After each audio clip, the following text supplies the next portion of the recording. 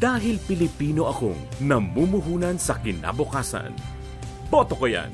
Dahil ang matalinong botante ay may wastong kahandaan. Narito ang ilang iwas abala tips sa araw ng halalan. Alamin ang presinto na kinabibilangan. Maganda ng listahan ng mga kandidatong iboboto. Dalhin ang voter's ID o anumang valid ID para sa verifikasyon. Dumating ng maaga, magbaon ng pamaypay at payong, at paghandaan ang pagpila.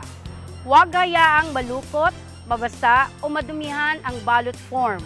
At panatilihin natin ang kaayusan at tamang asal sa loob ng presinto. Ang malinis, mabilis at maayos na halalan ay kaya natin, basta sama-sama at tulong-tulong sa isang adhikain. Ako si Maristesa Dumelod, at boto ko yan at abangan ko sa hatol ng bayan. Matalinong pagboto, malinis na halalan, dahil nasa kamay natin ang pagbabagong inaasam.